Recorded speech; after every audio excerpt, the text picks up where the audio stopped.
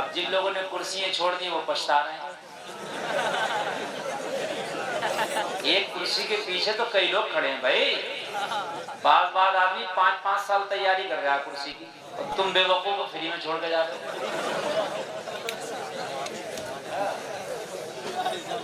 एक आदमी ने 5 साल अपने गांव में अंडे खिलाए लोगों को, क्यों? बोले प्रधानी मिल जाए, गरीब फिर भी हारी है। मुश्किल से मिलती है भाई, तुमको मिली मिलाई छोड़ गए, अब देख रहे हैं टुक टुक दी दम दम नकशीदम। अब क्या करें, कहां बैठे भाई? कुर्सी जिसके पास थी अब पकड़े रहो अपनी कुर्सी। आप बड़े खुश नसीब हैं कि जिक्र रसूल की महफिल में तशरीफ लाए, बहुत खुश नसीब है बेटा। बगैर टोपी वाले बोल ना बेटे, बोलना नहीं। हमारी नजरें बहुत तेज काम करती हैं, खाली कान से सुन के बता देते हैं किधर से बोल रहा, किस सुर में बोल रहा। हाँ, ऐसे नहीं मुकर्रिर बन जाते भाई। सबको ये महफिलें नसीब नहीं होती, नसीब वालों को नसीब होती है। है क्या नहीं? लोग ये कहते हैं कि साहब हमने ये नहीं किया, हमने वो नहीं किया। तेरी क्या ताकत, तूने नहीं किया, तुझसे अल्लाह ने कराया नहीं। अगर अल्लाह चाहे ना कराना तो वो अबाबीलों से काबा की हिफाजत करा ले, और अल्लाह चाहे तो पानू वाला के नौजवानों से अपने नबी का जलसा करा ले। सुभान। मौलाना वसीम साहब बड़े माशाअल्लाह ये जिंदा दिल है और बड़े मेहनती हैं, फ़आल हैं ये। अल्लाह इनकी उम्र में बरकतें अता फरमाए। इतना जबरदस्त जलसा इनकी सदारत में माशाअल्लाह हुआ, और कमेटी वालों ने, बच्चों की उम्र कम है मगर जज्बे बहुत बुलंद है। सुभान अल्लाह, बहुत बुलंद जज्बे माशाअल्लाह। इन्होंने मुझे छोड़ दें तो पूरे हिंदुस्तान से चुन चुन के क्रीम की यूसुफ असम्बली को इन्होंने नकीब अपने जलसे का नियुक्त किया। अल्लामा ज़िक्रुल्लाह जैसी शख्सियत को खतीब चुना। समझ रहे हैं?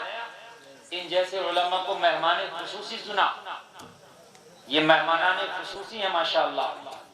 शान आरा मुरादाबादी को आपने सुना, और अफजल रामपुरी भी बैठे, इन्हें पढ़ना था मगर फिर मैं जल्दी आ गई, इसलिए कुर्सियों की अदला बदली बहुत जल्दी हो रही थी, इसलिए मैंने मामला भापा और मैंने सोचा कि मैं जल्दी पहुंचूं। हजरात, बड़ा अच्छा मुझे माहौल लग रहा है। हजरत मौलाना ज़िक्रुल्लाह साहब ने बड़ी मेहनत से बड़ी कीमती मुदल्लल मानाखेज तकरीर पुराने रंग में की, और मैं आपके सामने हाजिर आया। 12 बजे के बाद का बज रहा है, लेकिन आपके जज्बे ऐसे हैं कि ऐसा लग रहा है जैसे रात का 8 बज रहा है। सुभान अल्लाह बोलो आप। माशाअल्लाह, अल्लाह सलामत रखे आपके जज्बात को। यहाँ के लोग बहुत अच्छा सुनते हैं। शायद मेरी हाजिरी यहाँ 13-14 साल की बात हुई, 12-13 साल हो गए। उस वक्त में फारिग भी नहीं हुआ था, पढ़ता था। मैंने तकरीर की थी, बड़ी झर्राटेदार।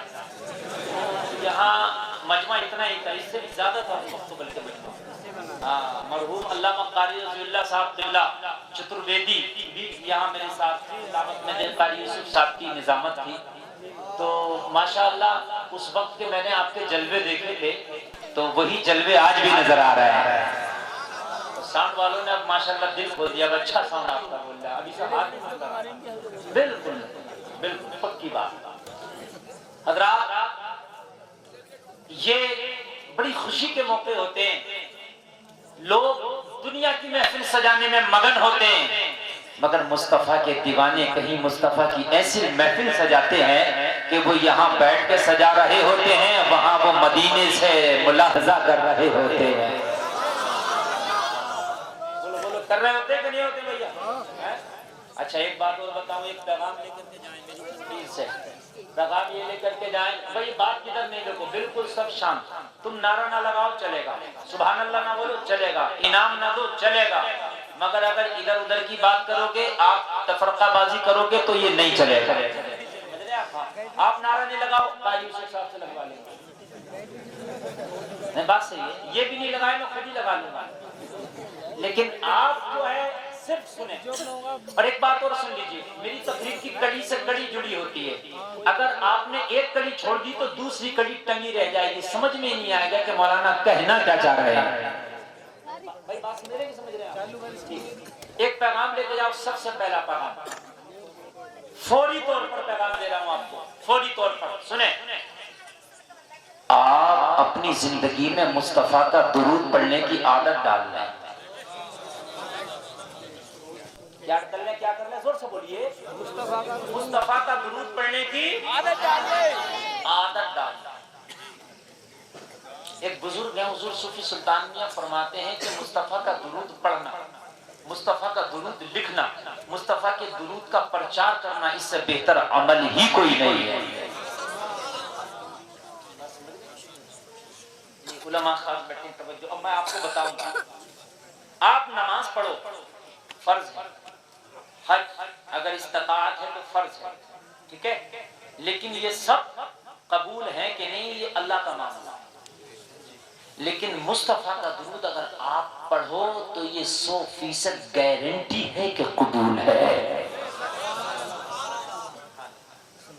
और नबी की हदीस है, नबी फरमाते हैं कि मैं मोहब्बत वालों का दुरूद अपने कानों से सुनता हूँ।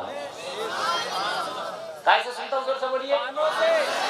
मोहब्बत वालों का दुरूद, यानी अगर पानू वाला में बैठकर कोई मुस्तफा का दुरूद पढ़े तो मदीना और पानू वाला के सारे दूरियां और हिजाबात उठा दिए जाते हैं। दुरूद पढ़ने वाले की ज़बान होती है, मोहम्मद का कान होता है।